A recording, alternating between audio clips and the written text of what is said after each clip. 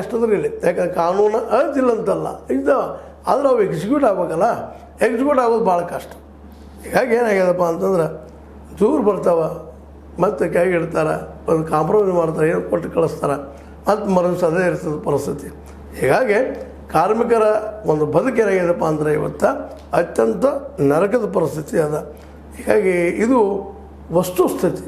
ಆದರೂ ಸಹಿತ ನಮ್ಮ ಸರ್ಕಾರ ಇದ್ದಿದ್ದು ಇಂಡಿಯಾ ಲೇಬರ್ ಲೈನ್ ಕೊಟ್ಟ ಅಥವಾ ಇನ್ನೂರು ಸಂಘಟನೆಗಳ ಮೂಲಕ ಒಂದು ದೂರ ತೆಗೆದುಕೊಳ್ಳಿಕ್ಕತ್ತದ. ಇದನ್ನು ಯಾಕೆ ನಾವು ಇವತ್ತು ಚರ್ಚೆಗೆ ತೊಗೊಂಡಿದ್ರೆ ಅಟ್ಲೀಸ್ಟ್ ನಮ್ಮಿಂದ ಅವ್ರು 4 ಕಾರ್ಮಿಕರಿಗೆ ಹೋಗಿ ಮುಟ್ಲಿ ಸುದ್ದಿ ಅಂತೇಳಿ. ಭಾಳಷ್ಟು ಕಾರ್ಮಿಕರಿಗೆ ಸುದ್ದಿ ಮುಟ್ಟುವುದಿಲ್ಲ, ಯಾಕೆಂದ್ರೆ ಅಡ್ವೈಸ್ ಕೊಡುವುದಿಲ್ಲ. ಅದೇ ಕಂಪ್ನಿಗಳಾದ್ರೂ ದೊಡ್ಡ ದೊಡ್ಡ ಅಡ್ವೈಸ್ ಕೊಟ್ಟು ಏನೋ ಮಾಡಿ ಪ್ರಚಾರ ಮಾಡ್ಕೋತಾರೆ. ಪಾಪ ಇವು ಕಾರ್ಮಿಕರು ತಾವು ಬದುಕೋದು ಕಷ್ಟ ಇರ್ತೀವಿ, ಅಡ್ವೈಸ್ ಯಾರು ಮಾಡೋರು?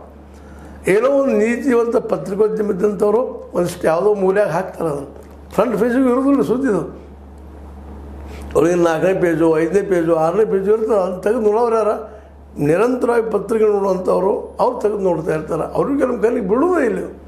ಹೀಗಾಗಿ ಯಾರ ಒಂದು ದೂರು ಸಲ್ಲಿಸೋದು, ಯಾರಿಗೆ ದೂರು ಸಲ್ಲಿಸಲ್ಲ ಅನ್ನೋಂಗಾಗ್ಯದ. ಯಾರಿಗೆ ದೂರು ಕೊಟ್ಟರು ಅವರು ಕೆಲಸ ಆಗೋದಿಲ್ಲ. ಅದಕ್ಕೆ ಜನ ಅನಿಸ್ತಾ ಇದ್ದಾರೆ ಈ ಒಂದು ಮಾಲೀಕರ ವಿರುದ್ಧ ಸ್ಟೇಟ್ಮೆಂಟ್ ಕೊಡೋದಕ್ಕಾಗಿ. ಆಯ್ತವ ಎಷ್ಟು ಕೊಡ್ತೀರಿ, ಇವತ್ತು 300 ಕೊಡ್ತೀರಿ, ಕೊಡ್ರಿ, ಅಷ್ಟು ಮೇಲೆ ಬದುಕ್ತೀನಿ ಅನ್ನೋಂಥ ಪರಿಸ್ಥಿತಿ ಅವ್ರಿಗೆ ಬಂದದ.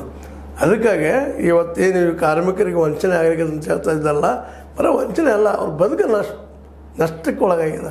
ಬರೀ ವಂಚನೆ ಅಲ್ಲ, ನಷ್ಟಕ್ಕೊಳಗಾಗ್ಯದ. ಅವ್ರಿಗೆ ಬದುಕಿನ ಸೆಕ್ಯೂರಿಟಿ ಇಲ್ಲ, ಒದ್ದಾಡ್ತಾ ಇದ್ದಾರೆ.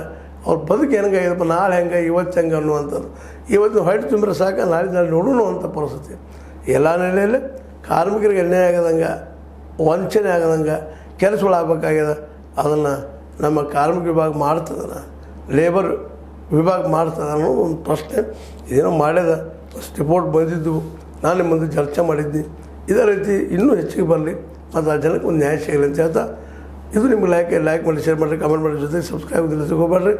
S16 ನ್ಯೂಸ್, ಇದು ಸತ್ಯದ ಕೈಗಳಲ್ಲಿ ವಂದನೆಗಳು.